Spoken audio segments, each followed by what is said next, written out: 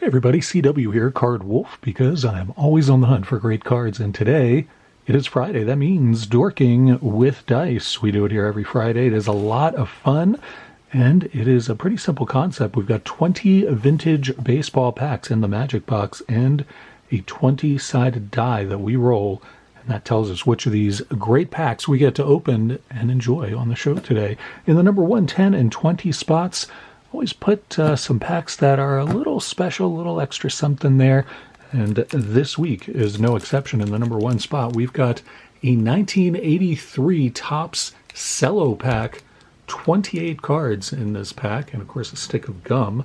But the 28 cards could include one or more of 3 really great rookie cards, including Ryne Sandberg, Tony Gwynn, and Wade Boggs. It's a big pack, and it's been in the box since we started putting baseball in here when the season started in March, and we still have not hit that one, so maybe today will be the day for that enormous monster pack.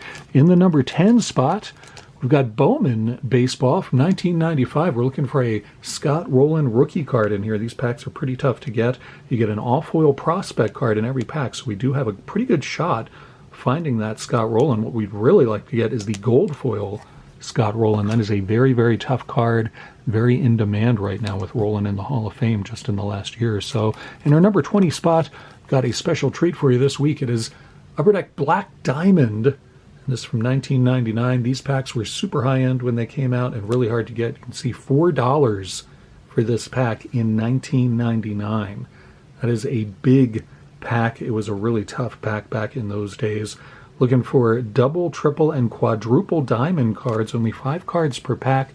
This is a very sweet pack, and I hope that we get to look inside of that. A lot of other good packs in this box. Do not worry, whatever we roll, it's going to be a lot of fun to open. Hope you guys are having a great end to your week and enjoying your Friday. Let's roll our first pack and see how we do today on Dorking with Dice. It is a 9, so we know that 10 pack is this Bowman one, so it's the one right before that. And it is a studio pack. Very nice. This I just put in the box. It is from Average Joe, who sent me an enormous rack package that I opened on the channel on Monday. If you did not see that, I implore you to check it out. The generosity level is off the charts. It's off the screen. Average Joe, a super generous and nice guy, sent me a ton of stuff, including a bunch of unopened packs, and this is one of them. Joe knows that I love opening studio packs because I love to read the backs of the cards where you find out all kinds of strange and unusual information about the players represented, and we are going to do that right now. Studio 1991, which I think could be the best year of Studio. Donruss did it for several years, but 91 was the first year, and I think it might be the best year.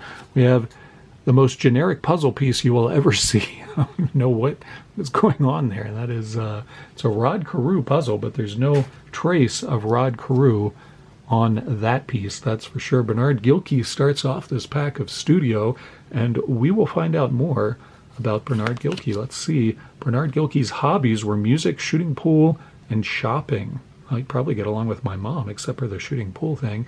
Likes jazz music, and his favorite TV show back then was The Fresh Prince of Bel-Air. That's awesome.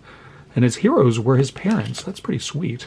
I like that. I always like when the players list their hero as somebody in their family. I think that's really meaningful when they do that. Eric Anthony looking very casual with the bat slung across his shoulders. Brian Holman looking, I don't know, a little bit creepy there. I'm not sure. I mean, he looks happy. I guess I can't complain about that. His hobbies are hunting and fishing, and he likes country and Christian music. His favorite show is Cheers, and his hero was JC. That's right. Jesus Christ was his hero. I'll just leave that down there. Bill Gullickson. What do we have about Bill Gullickson? He likes fishing, country western music, and he liked the Giants. He's a member of the Tigers, but he followed the Giants. That's very interesting. Did not know that about him. There's Juan Gonzalez, a big home run hitter back then. His hero was Roberto Clemente, which makes a lot of sense. Clemente also was a great hitter, and his hobbies were watching TV and basketball. He's a big fan of the Lakers, and his favorite show was one of my favorite shows, one of my all-time favorite shows, in fact. Did not know I had this in common with Juan Gon, but his favorite show was Miami Vice. That is still one of my favorite shows. I have all of them on DVD, and I pull them out every now and then to put on, much to my wife's chagrin. But I can't get enough of it. Warren Cromartie here, great outfielder, and here he is, first baseman. His heroes were Andre Dawson and Bo Jackson, which is really interesting. Bo Jackson, kind of a contemporary of him. Warren Cromartie a little older than Bo, but still very interesting to see that. You don't see somebody list their hero often as somebody younger than them, so that's pretty cool. His favorite show was The Simpsons. Chris Hoyles, catcher for the Orioles. We get an Orioles card out of the first pack. Like to see that. Wes Chamberlain tipping the cap. And Andre Dawson, the Hawk. He looks pretty excited too. I like that. Andre Dawson, his hero was his Uncle Ted. I don't know anything about Ted Dawson, or if that was even Ted's last name. And Andre Dawson's hobbies were fishing and weight training. He likes jazz. And he likes to watch Nightline. I cannot think of a more boring show, but I guess Andre Dawson really liked to be up on the news. Jack Clark, who I always liked, came up with the Giants. I thought he was going to be a great player, and he was a pretty good player, but not Hall of Fame caliber. His hobbies were likes drag racing, fishing, and he collected 1950s cars. I wonder if he still does that. His hero was also Roberto Clemente. Very interesting. You can see why I like studio packs so much. I think you guys probably don't like them because I can't help myself but read as many of them as I think is appropriate and try to limit myself. But it's a lot of fun. I just enjoy those cards a lot. Let's see what our second pack is here on Dorking with Dice today. Almost stopped on that 10, but instead we get 14. Well, we know 10 is here, so 11, 12, 13, and 14 is a Donruss pack. This is a pretty common pack. We've opened this many times on the channel, but it's still quite a lot of fun. This is a 1990 Donruss pack, as I recall, and the puzzle in this one is Carl Yastrzemski. Perhaps it will be a little more interesting than that Rod Carew puzzle piece, which we really got no sense of Rod Carew from that at all. This wrapper is absolutely sticking to the last card in this pack. Toss that over there. Who is the last card? It's Oral Hershiser, the MVP card of Oral Hershiser. Get that up to the camera. We can actually see it. I don't know why I'm holding the cards way down there, but there's Oral Hershiser looking pensive against the MVP background. Here's our puzzle piece. It is Carl Yastrzemski's face, so that's a huge improvement over the Rod Carew puzzle piece, no question about that. Let's see who's in this pack. Looking for error cards in this pack, too. Lots of those in Donruss 1990. Greg Brock, first baseman for the Brewers, and a Diamond Kings card right off the bat. It's Ellis Burks. I don't know, he looks kind of annoyed. Ellis Burks kind of has an irritated look on his face. Maybe it's because he thinks Dick Perez cannot draw people very well, which is what I think too, Ellis, so I'm with you there. Of course, we get a checklist card. Always like those. And Jose Oquendo, there we go. Now we're talking. Jose Oquendo, one of my favorite players from this era, played every position on the field at one point in his career. Jose Oquendo, if I had opened this pack during one of my pack throwdowns with Mac Wax stacks, I would have won instantly. Jose Oquendo is an instant win in that game, so I wish I would have had that pack then, but still, that is a Wolfler card for sure.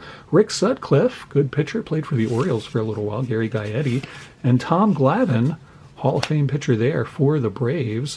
Very nice to get that. Bo Diaz and Steve Jeltz squaring to bunt for Philadelphia. Jack Clark again. We get Jack Clark 2 packs in a row. That is weird, and I don't know what to think about that, but I'm going to put it over here with Boston on the studio card and the Padres there. Eric Yelding looking kind of quizzically at the camera there. That's a difficult to read expression on Eric's face. Bobby Ojeda, good pitcher there, and Sandy Alomar Jr. rookie card. Not too bad to pull that nice rated rookie card. Fred Manrique finishes off that pack for us. I'll leave the rookie card. No, actually, I'll leave Oral Hershiser on top. Put that right there. Go to our third pack in today's Dorking with Dice. See what we get out of this. We haven't hit one of our big packs yet. Maybe it will be right now. We get 14 again. We just opened that, so we got to roll again, see if we can get something different. We get pack 12. Very interested. We're right in the middle of the box here in this strange range of packs. We go back to 10, 11, and 12 is another studio pack. This Studio 1993. Pretty sweet to get 2 studio cards. This one is just one for my own collection. Nobody sent me this one, and I am delighted to get into another studio pack. It's pretty rare that I even put 2 in the box, and really unusual to hit both of them in the same episode. That is awesome. I'm excited. 1993 Studio does not print the names on the front. You have to kind of be able to read the signature or recognize the player. I believe that's Randy Milligan. Is that right? It is indeed Randy Milligan, who I recognize because he played for the Orioles for a while, so I recognize his face. His favorite player as a kid was Jackie Robinson, and he might have been a mailman if he hadn't been an athlete. His pet peeve is having to play ball on Easter Sunday. Huh. I never thought about that before, but that makes a lot of sense. Royce Clayton, I think, is who we're looking at here. Is that right? It is indeed Royce Clayton, shortstop for the Giants. His pet peeve is losing, which is kind of silly. And his favorite player as a kid was Ozzie Smith. This is, can't quite recognize him, and I'm trying to make out the signature there. I can't quite make out the signature. And we had 2 in a row of whoever this is. We have 2 in a row. I thought that was not going to happen anymore on this channel. We had broken that streak for a while there. We were getting 2 of the same cards in packs like every week doing Dorking with Dice. That's the first time it's happened for a little while, and I'm not excited about it. It's Tim Wakefield. He might have been a pilot if he hadn't been a pitcher, and his pet peeve is high taxes. I'm with you there, Timmy. Definitely agree with you on that. Here we go. We got Ivan Rodriguez, Hall of Fame catcher. Curious about him. His pet peeve is a stolen base against him. Well, I don't blame him for that. I'd feel the same way were I a catcher. His favorite player as a kid was Carlton Fisk, and he might have been a doctor if he hadn't been an athlete. Ron Gant here for the Braves, and I'm reading all the backs of these, so I got to skip a couple players to keep it fair. Who is this? This is not a player I really recognize. His face is sort of shaded there. Spike Owen for the Yankees. He played for several different teams there. Is that, oh man, I can't quite, John Franco. There we go. His pet peeve is a lack of respect. Don't disrespect John Franco. His favorite sports announcer was Bob Murphy. His favorite player as a kid was Tug McGraw, a great relief pitcher for the Phillies and the Mets. Albert Bell there, or Joey as he originally went by. Albert Bell said his favorite player as a kid was Eddie Murray, a player I saw a lot of with the Orioles, a great player. Might have been a doctor if he hadn't been an athlete. He does not point out what his pet peeve is. I would be curious to know what Albert Bell's pet peeve was. Very interested in that. And then, is this another repeat? No, it is not. All right, I saw another Reds player, and I was alarmed there for a minute. I think this is Jose Rijo, if I'm not mistaken. It is indeed. His pet peeve is signing autographs on the day he pitches. That's fascinating. I guess he wants to just concentrate, and he doesn't want anybody to interrupt him. That's very interesting. I've never seen a player say something like that before, but that's really quite interesting to me. Brett Saberhagen there, and we finish off with a very nasty over-the-shoulder look there from, not sure who that is Larry Walker, also a Hall of Famer. Nice to see that. His favorite player as a kid was Mike Bossy, the Hall of Fame hockey player from the Islanders. His prized possessions are his golf clubs, because I guess he's a hobbyist, and he might have been a lumberjack if he hadn't been an athlete. All right, I have nothing in common with that player. Put that over there. We did get some interesting insight into some of those players, though. We're going to roll for a 4th pack. Sometimes we only do 3, sometimes we do 4, sometimes we even do 5 on Dorking with Dice. Today we are going to roll for a 4th pack, and we'll leave it, see if we go for a 5th. I want to get a big pack. These packs have not been big ones. I want to hit a big one. Let's see if we can get something really good out of here. We get 11. This is fascinating. We have hit 9, 11, 12, and 14, all grouped within 5 numbers there. Pack 11 is this Fleer Ultra pack of Series 2, 1994 Fleer Ultra. Pretty nice cards, and this is from For the Pools, who is represented by this sticker that has fallen down here. For the Pools is a great channel. Steve runs that channel from his headquarters in Canada, and he is known far and wide as the Sultan of Spinach. Steve is an awesome guy. He has great taste in music, and he is just one of the most friendly, funny guys you will meet in the hobby. If you haven't been over to For the Pools, I hope you'll check it out. It is a whole lot of fun. Steve is very entertaining on that channel. So let's see. He sent me this quite a while ago. I'm delighted to finally get into it again. This is a Series 2 pack of 1994 Fleer Ultra. Beautiful cards, as I recall. And gives you our first look at them there with Jose Hernandez from the Cubs. And that is a rookie card. I don't know if the light's catching that well, but there you can see it. That is a rookie card. We'll flip that over. You can see what I'm talking about. I always appreciate when you see different images on the back than you see on the front, and there are several images on the back illustrating that here. So this is a set that I can absolutely get behind. Dan Wilson and Mark Kiefer pitching for the Brewers there. Craig Biggio, we see a good card there. Very nice player for the Astros. Not really stuck, just hard to get them apart because they're so glossy. Robin Ventura, good longtime player in the MLB, played for several different teams. Frank Viola, sweet music, probably best known for his, I guess, I don't know, maybe for his time with the Twins or the Reds. I don't know. He played for several different good teams. He was always pretty good wherever he went. Dave Need there, pitching for the Rockies, and Jose Guzman on the sideways card. Beautiful imagery on here. I like these. Mark Portugal. And that one is a little bit stuck. Not too bad, though. Mike Lieberthal and another pitcher, Xavier Hernandez. I feel like well over half the cards in this pack, probably like 3/4 of the cards in this pack have been pitchers. I'm not sure what's up with that. Maybe Series 2 just had a lot of pitchers in it. Pat Lestach there and Glenn Allen Hill. And we get, at the very end of this pack, a really cool card of Randy Johnson, Strikeout King. I don't know if I've ever seen this card before. There's a really cool emblem they put on that, and it's sort of a multi-exposure image there of the big unit. That is pretty cool. Let's see the back. Is that an insert? It is indeed. It is 1 of 5. So that's a really nice insert pull. That's probably our best card of the day. That's definitely a nice card there. That'll go into the Wolf Lair.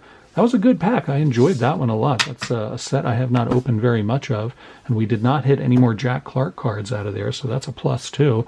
Let's roll one more pack here. Why not? Let's roll a 5th pack today and see if we can hit that 110 or 20. Pack 17 is always also a good one. See if we can hit that one maybe.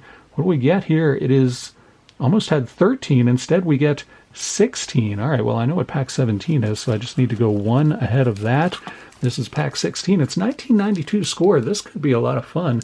Looking for autographed Joe DiMaggio cards in here. This is Series 1. Series 2 in 1992 is actually better by some accounts. I know you're thinking, what could be better than a Joltin' Joe autograph? But 1992 Series 2 had like 3 Hall of Famers who signed for that. Series 1 had Joe DiMaggio, and I think he signed 2,500 cards. I've never pulled an autographed card from Score, so maybe today is the day. That would be absolutely amazing. I would be completely astounded if that happened. I've opened a lot of 1992 Score. I've never pulled anything like that, but we will check this pack out and see if it holds an autographed Joe DiMaggio. Probably a lot of Hall of Famers in here, I would think. 92, a very good year. We could also pull another Jack Clark card, though, so be warned that he could make another appearance here if you've had enough Jack Clark in your life. Scott Coolball there, who I do not really even remember from the Padres. Frank Viola is our repeat this time. We got Frank Viola in the previous pack, and there he is with the Mets. He was pitching for the Red Sox in the previous pack, but